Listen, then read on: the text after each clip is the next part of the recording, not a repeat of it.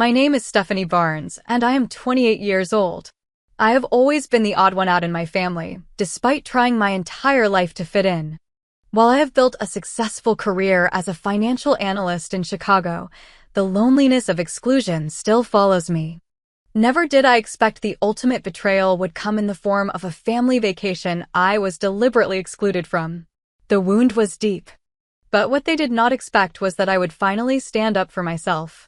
Before I share my story, let me know where you are watching from and hit that like and subscribe button if you have ever felt left out by the people who should love you most. Growing up in suburban Indianapolis, I was the perpetual middle child. My older brother Andrew, now 32, was the golden child, the football star, the charmer, the one who could do no wrong in our parents' eyes. My younger sister Jessica, 24, was the baby of the family, coddled and protected from any criticism or responsibility. Then there was me, sandwiched between them, always working twice as hard for half the recognition. Our father, Thomas Barnes, spent 20 years in the military before settling into civilian life as a logistics manager. His military background shaped our household with strict rules, early curfews, and high expectations, at least for me. Somehow, Andrew got away with broken curfews and mediocre grades because he was just being a boy, while Jessica could cry her way out of any consequence. Mom, Diane, was the ultimate suburban social coordinator. Her entire identity revolved around presenting the perfect family image to her extensive social media following. Every family dinner was meticulously documented. Every achievement by Andrew or Jessica broadcast with professional quality photos and gushing captions. My accomplishments, however, rarely made the cut. When I graduated with honors in finance from Northwestern, Mom posted a single group photo where half my face was cut off. Despite the uneven treatment, I pushed forward. I secured a competitive position at Morgan Stanley in downtown Chicago, climbing the corporate ladder faster than anyone expected. By 26, I had purchased my own apartment with a view of Lake Michigan, something I worked 60-hour weeks to afford. When I invited my family to my housewarming, Dad commented that I was paying too much for the view, while Mom took photos of Jessica posing on my balcony, never once acknowledging my achievement. Financially, I had become completely independent while paradoxically becoming the family's unofficial bank. I paid for my parents' cell phone plan because Dad couldn't be bothered to figure out all that technical nonsense. I covered Jessica's car insurance after her third fender bender made her rate skyrocket. I even paid for Andrew's streaming services because, despite his well-paying job, he was between credit cards for the past 2 years. Last month, I received a substantial promotion to senior financial analyst. When I shared the news during our weekly Sunday call, Mom said, "That's nice, honey," before immediately launching into a 15-minute monologue about how Andrew was being considered for a management position. He had been considered for this same position for nearly a year now.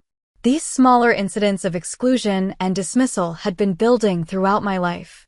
The time my high school graduation dinner was cut short because Jessica had a minor cold. The Christmas when Andrew received a new car while I got a gift card. The countless family photos where I was positioned half-hidden in the back.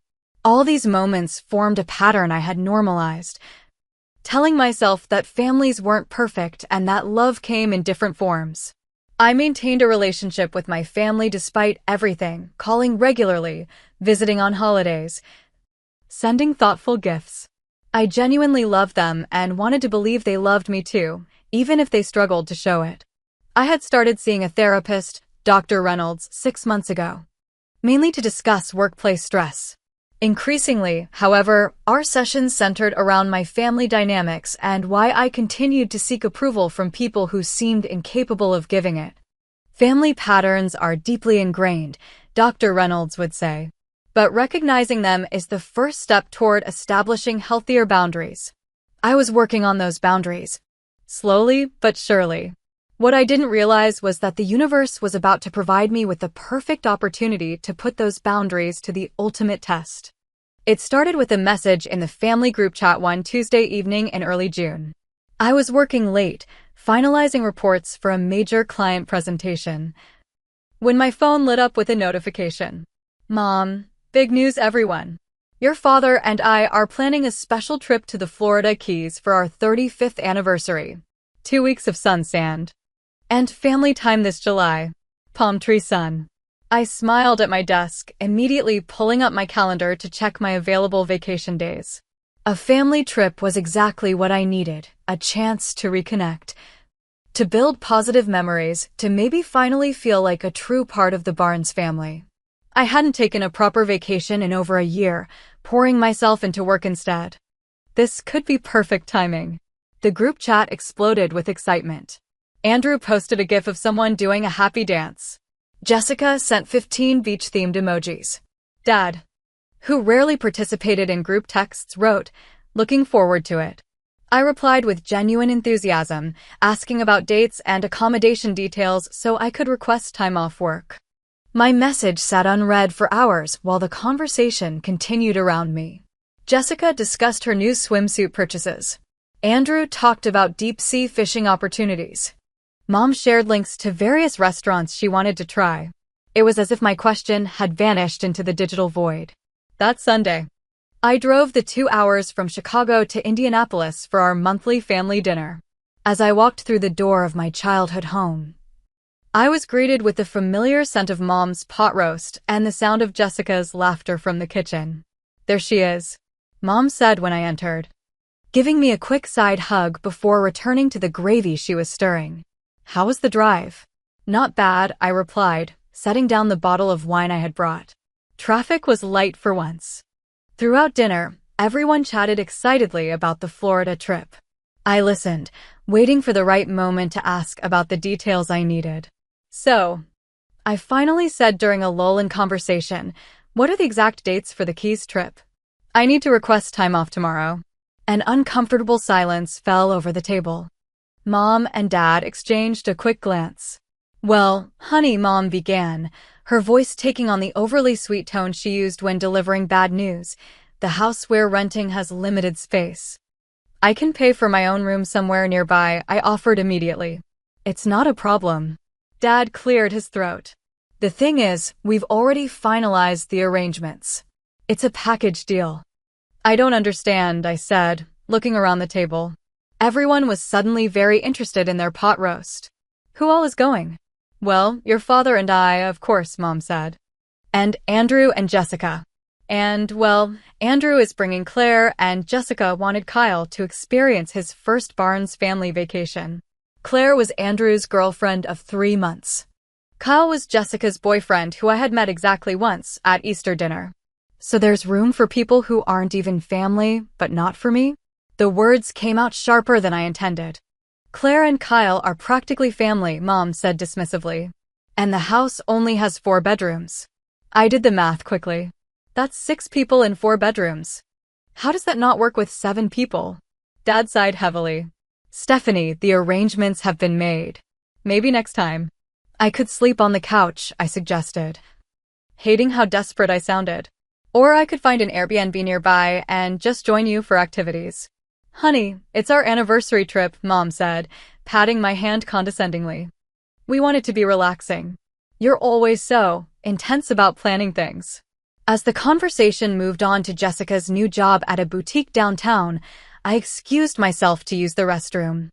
In the hallway, I overheard Mom's hushed voice to Jessica. "It'll be more fun without her overthinking everything. She would just work the whole time anyway." I froze, my hand on the bathroom doorknob. The casual cruelty of the statement hit me like a physical blow. This wasn't about room arrangements or logistics. They simply didn't want me there. I splashed cold water on my face and stared at my reflection. My eyes were rimmed with red, but I refused to let tears fall. I had spent my entire life swallowing hurt to maintain family peace. This time would be no different, at least not yet. When I returned to the table, I wore a carefully constructed mask of indifference. "You're right," I said calmly. "I probably couldn't get the time off anyway. We have a big client presentation that month."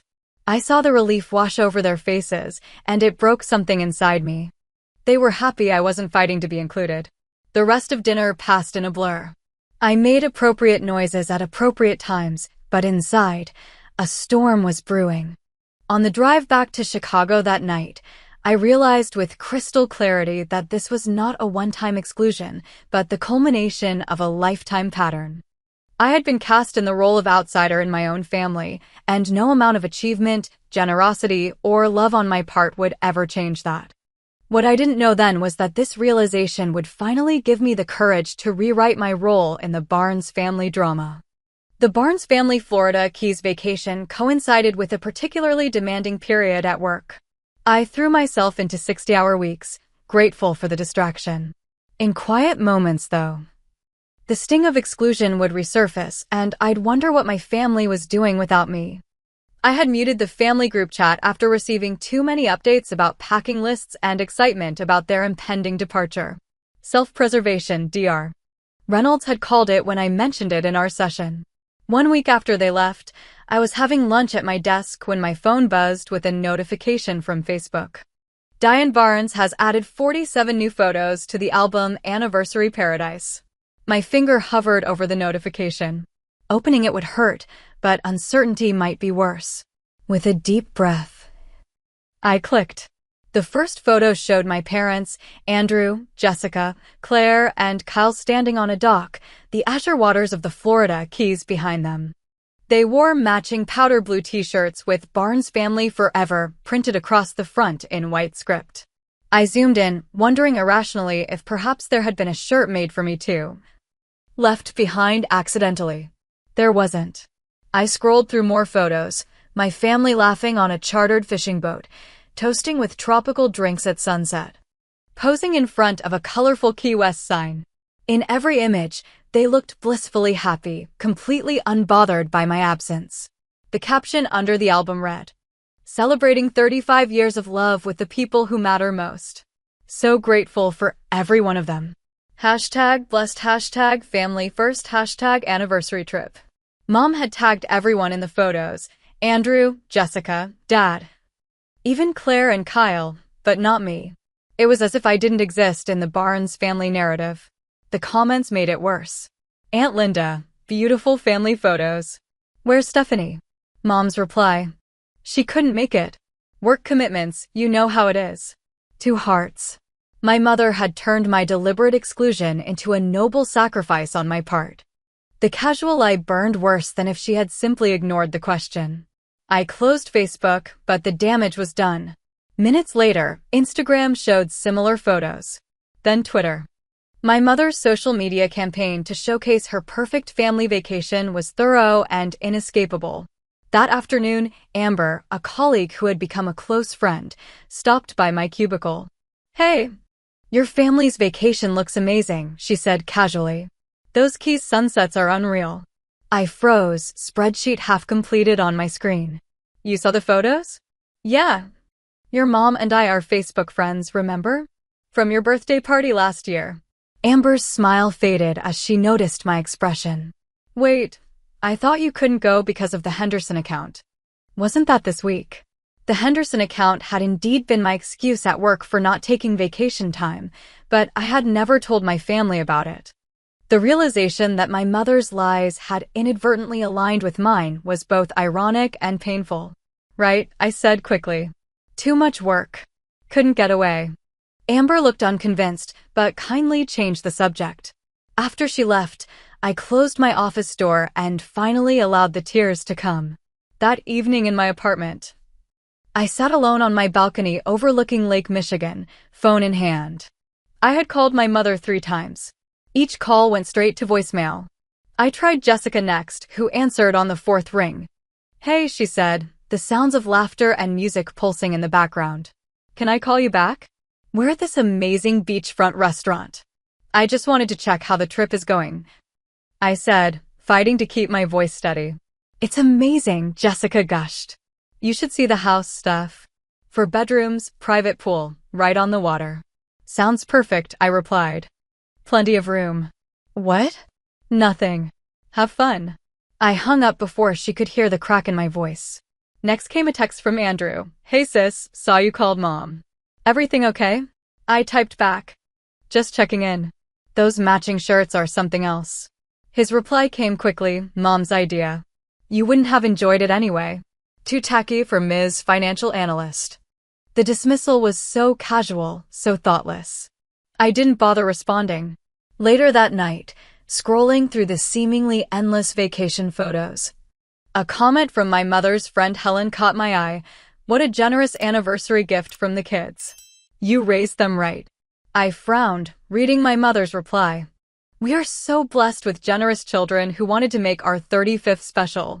A week in paradise thanks to them. My confusion quickly turned to shock as more comments revealed the truth.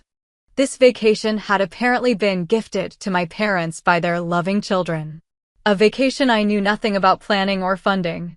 With shaking hands, I opened my banking app and checked my joint account with my parents, the emergency fund I had set up after Dad's minor heart scare 2 years ago. The account I regularly deposited money into to ensure they would never face a medical emergency without financial support.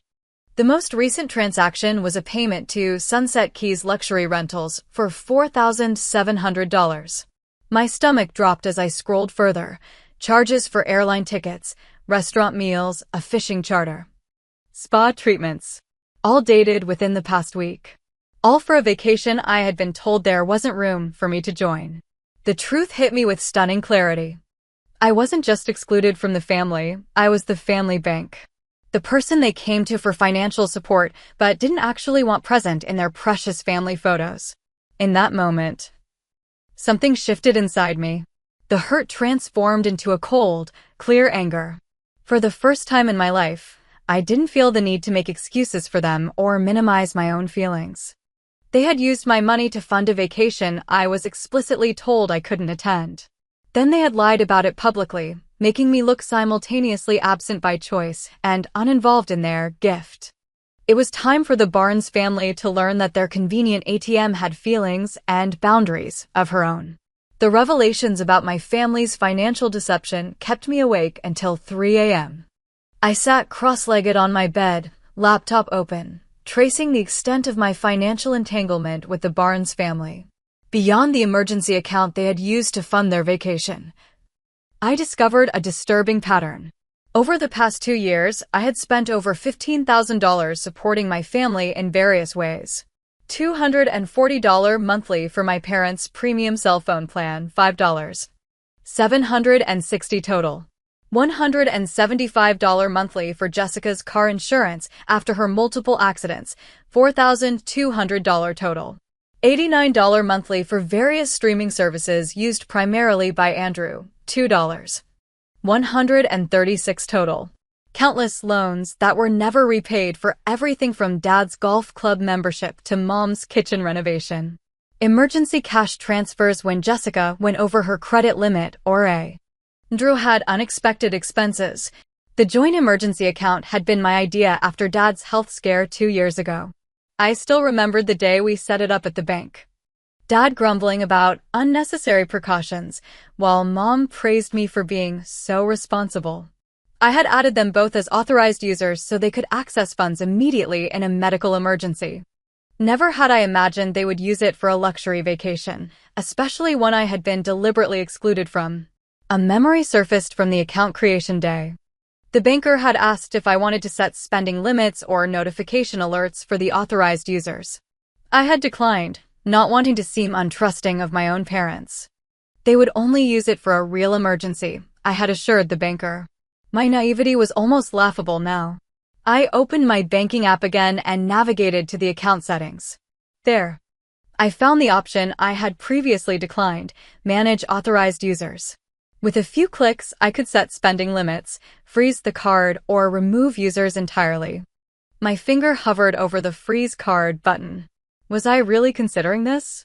It felt both vindicating and terrifying. I closed the laptop without making a decision and called the one person I knew would give me honest feedback. Amber? I said when she answered, despite the late hour. I need your perspective on something.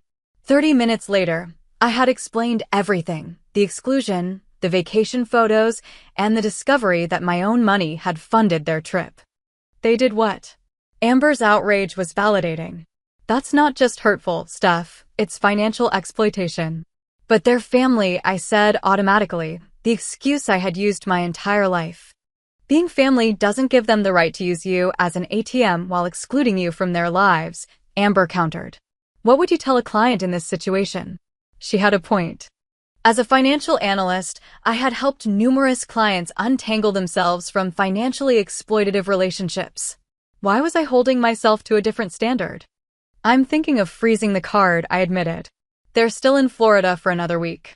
Amber was quiet for a moment. That's a big step. Are you prepared for the fallout? I don't know. I said honestly. Part of me wants to confront them directly first. And say what? Hey, I know you're using my money for a vacation you told me I couldn't come on. Amber's tone was gentle despite her words. From what you've told me about your family dynamics, they'll just deny, deflect, and make you feel guilty for even bringing it up. She was right.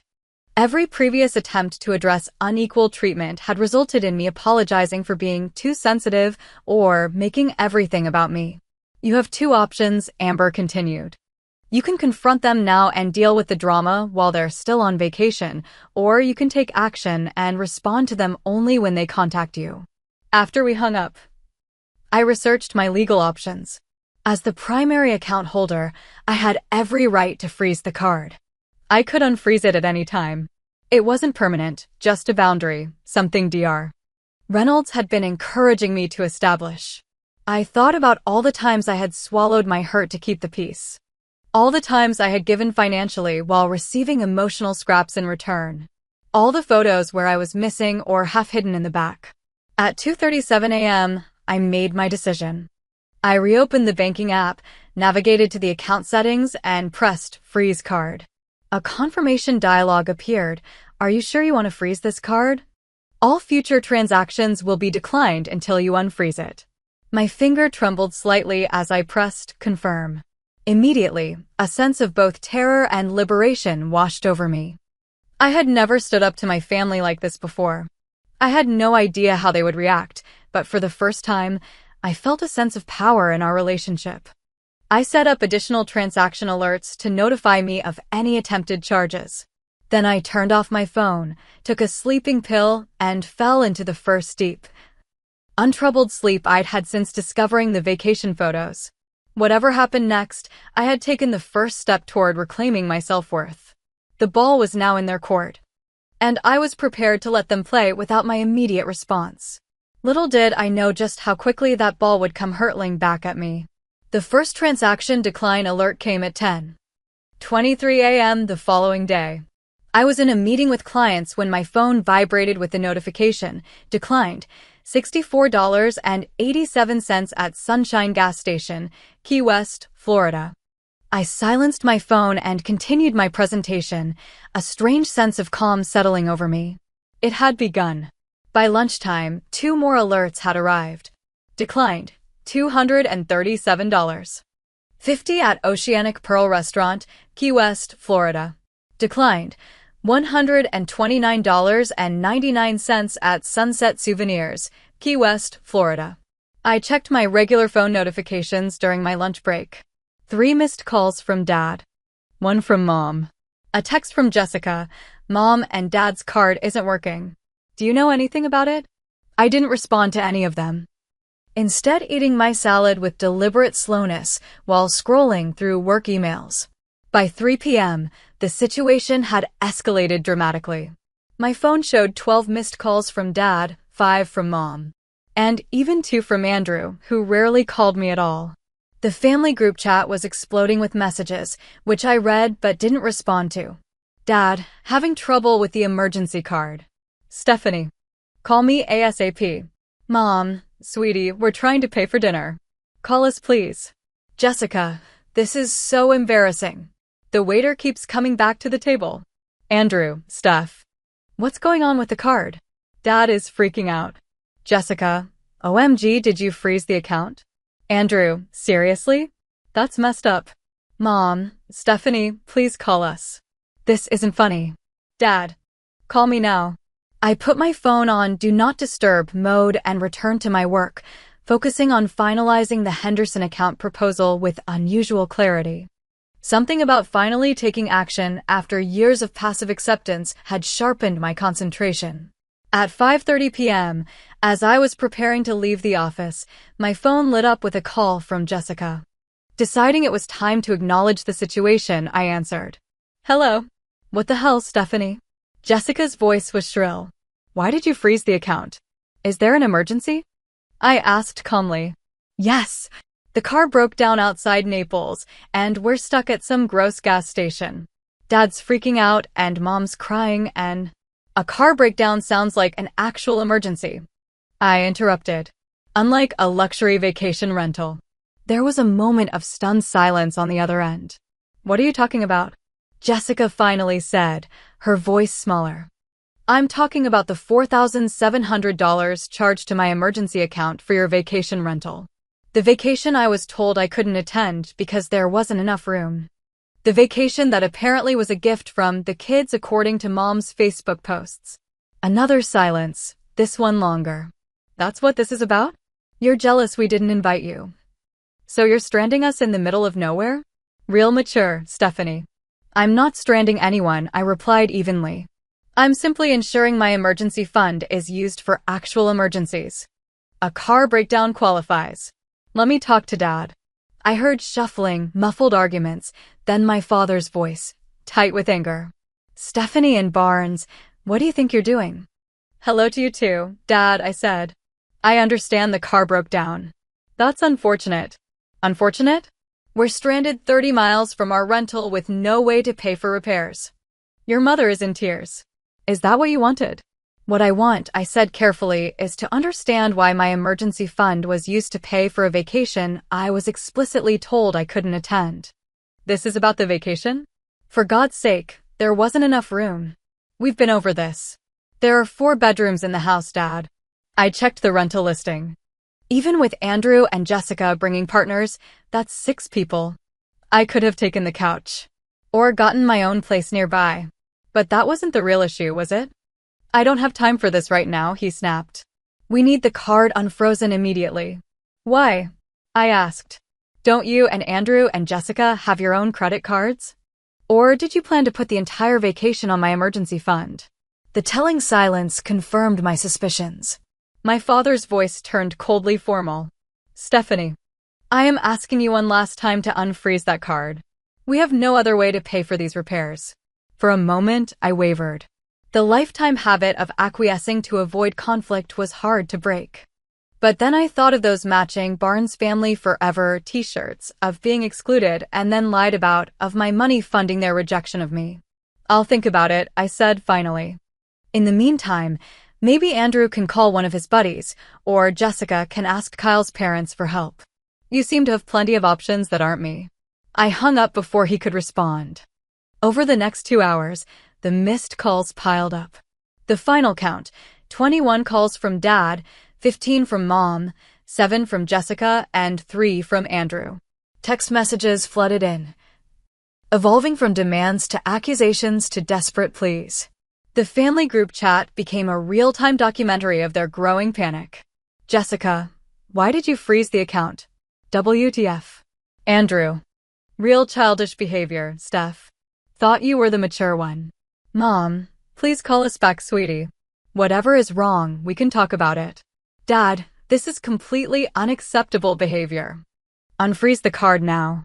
Jessica, the mechanic says it's going to be $600 for the repairs plus we need a hotel for tonight. Andrew, my card is maxed out and Jessica's is close. Dad's got bad credit. You know that. Mom, Stephanie, please. We're stranded. This isn't like you. Around 8 p.m., a notification from Facebook appeared. Mom had posted a vague status update. Sometimes life throws unexpected challenges your way. Grateful for family pulling together in tough times. #blessed #family first. The irony wasn't lost on me. Even in crisis, her social media presence remained carefully curated. As I sat in my quiet apartment, watching the chaos unfold through my phone screen, I experienced a strange mix of emotions. There was guilt. Yes, I had been conditioned my whole life to feel responsible for my family's well-being. But there was also a growing sense of righteous anger, and underneath it all, a flicker of something that felt dangerously like satisfaction. For once, I wasn't the one scrambling to solve everyone else's problems. For once, they were facing the consequences of their actions. For once, they couldn't ignore or minimize my feelings. I poured myself a glass of wine and sat on my balcony, watching the lights reflect off Lake Michigan, the view I had worked so hard for. The view my father had dismissed as too expensive. At 9:37 p.m., a final text came through from Jessica. "I don't know what your problem is, but this is really messed up. Mom and Dad are sleeping in the car because we can't get a hotel. Hope you're happy." The guilt surged again, but I pushed it back.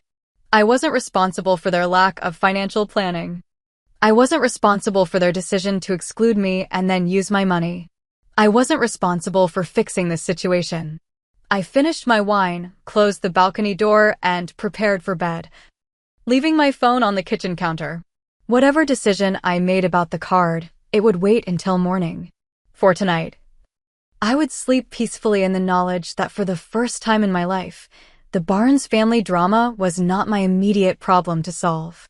Morning brought clarity. After a night of uninterrupted sleep, I had deliberately left my phone in the kitchen. I awoke feeling centered and resolved. This was not about revenge. It was about establishing boundaries that were long overdue. With my first cup of coffee, I retrieved my phone. 27 missed calls overnight. Dozens of increasingly desperate text messages. Even a few emails with the subject line "emergency" in all caps. Rather than immediately responding, I called Dr. Reynolds and requested an emergency session. Fortunately, she had a cancellation that morning and could see me at 10 a.m.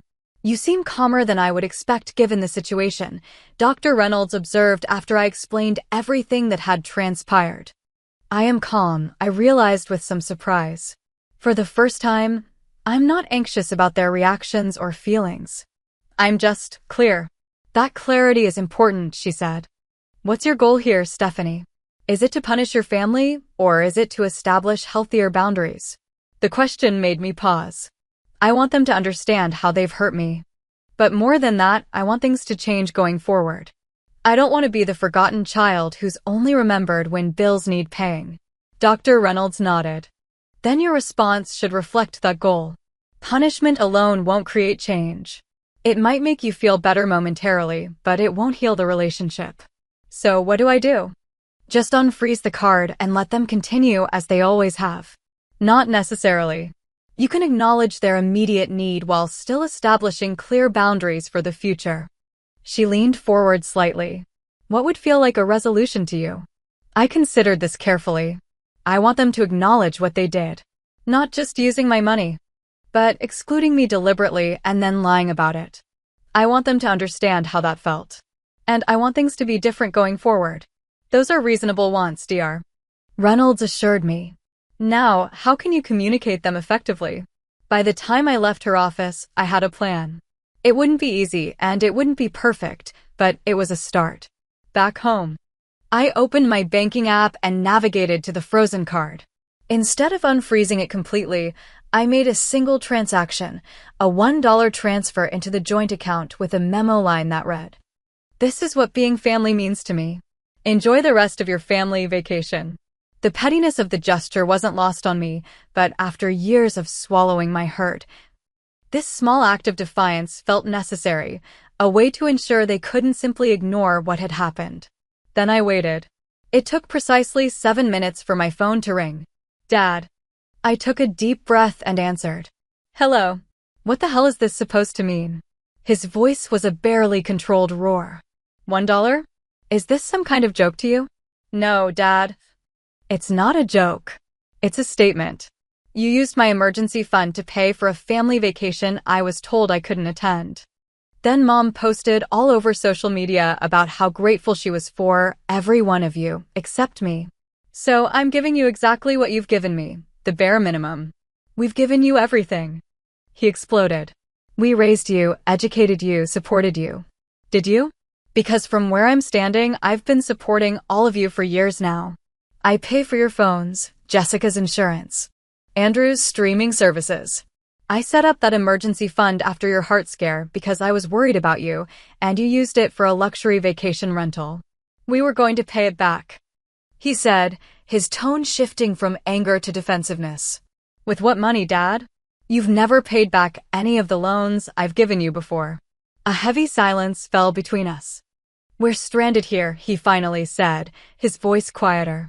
Whatever issues you have with us, do you really want your mother sleeping in a broken-down car? The guilt tactic was familiar. But this time I was prepared for it. Of course not.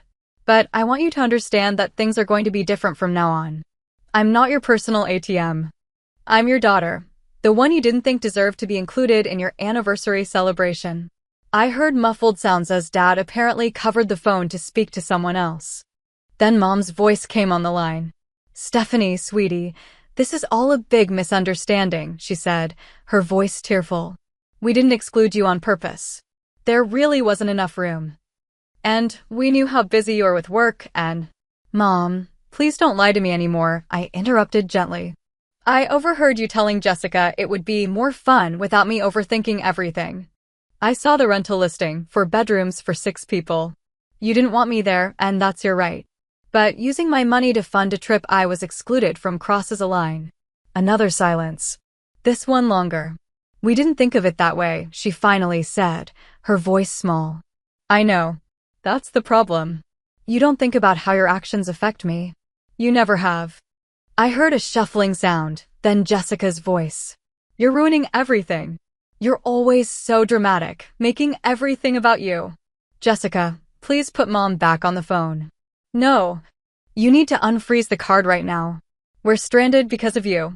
You're stranded because you maxed out your own credit cards and then decided to use my emergency fund for non-emergency expenses, I corrected calmly. But I'll help you on 3 conditions. What conditions? My mother was back on the line, sounding wary. First, I want a public acknowledgement from you, Mom. On the same social media where you've been posting about your perfect family vacation without me. I want you to admit that you excluded me and used my money without permission. That's ridiculous. I'm not going to embarrass our family like that. Second, I continued as if she hadn't spoken, when you get back, we all attend family therapy together. At least 6 sessions. Therapy? Dad's voice boomed in the background. We don't need some stranger telling us how to be a family. And third, we establish clear financial boundaries going forward. I'll help with genuine emergencies, but I'm not funding vacations, daily expenses, or luxuries anymore. So you're cutting us off? Jessica's voice again, incredulous. After everything they've done for you? I'm establishing healthy boundaries, I corrected. Something that should have happened years ago. There was a long pause, filled with muffled discussions I couldn't make out clearly. Finally, Dad came back on the line. We're not agreeing to public humiliation. That's off the table. Then how about an honest family discussion when you get home? No deflections, no minimizing, just honest acknowledgement of how you've made me feel. Another pause. We can do that. And the therapy? We'll consider it, Mom said, clearly having been handed the phone again. And the financial boundaries? Fine, Dad grumbled in the background. It wasn't perfect. But it was more acknowledgement than I had ever received before. I'll unfreeze enough for the car repair and 1 night in a hotel, I said finally. But that's it. The rest of your vacation is on you. After getting details about the repair costs and finding a nearby hotel, I transferred exactly $842. 67 to the account, enough for the immediate needs and nothing more. Thank you, Mom said, sounding genuinely relieved. We'll talk when we get home, I promise. After hanging up, I felt simultaneously drained and empowered. The conversation hadn't gone perfectly, but for the first time in my life. I had stood my ground with my family and not immediately backed down at the first sign of their disapproval or manipulation. I had no illusions that one conversation would fix decades of dysfunctional family dynamics. There would be backsliding, denial, and attempts to return to the status quo. But something fundamental had shifted, both in how they saw me and in how I saw myself. I was no longer just the reliable daughter who would always give without expectation of return. I was someone with boundaries, someone who demanded respect, someone who couldn't be taken for granted. Whether our relationship could evolve into something healthier remained to be seen. But I was finally ready to find out on my terms, not theirs. 3 months after what my family now reluctantly referred to as the Florida incident, we sat in Dr. Martinez's office for our sixth family therapy session. The cream-colored walls and neutral furniture had become familiar, as had the uncomfortable silences and occasional breakthrough moments. Our first session had been nearly disastrous. Dad had sat with arms crossed, answering in monosyllables. Mom had cried and talked about how hurt she was that I had embarrassed the family. Jessica had rolled her eyes at every opportunity, while Andrew had actually shown a surprising willingness to engage, admitting he hadn't realized how excluded I had felt over the years. Dr. Martinez had navigated the tension skillfully, establishing ground rules that included no interrupting, no dismissing others' feelings, and a commitment to complete honesty, even when it was uncomfortable. By our third session, Mom had reluctantly acknowledged that she had deliberately excluded me from the vacation planning.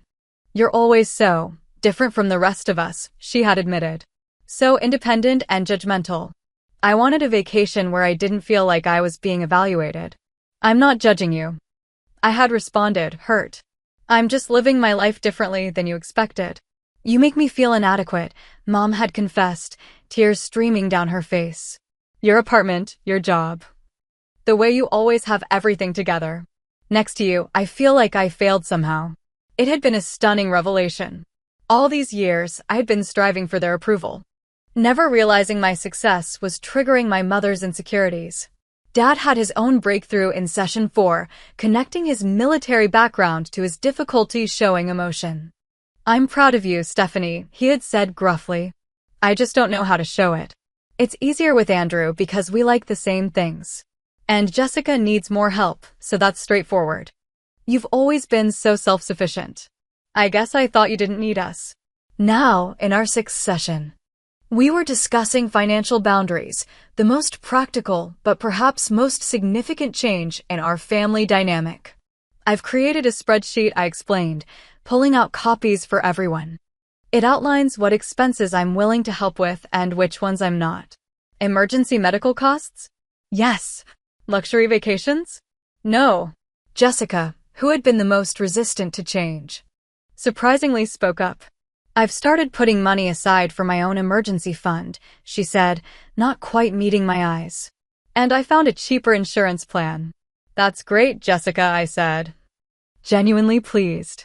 "I've also been thinking," Andrew added, "that I should be contributing to Mom and Dad's phone plan instead of you covering it all. It's not fair that it's all on you." These were small steps, but significant ones.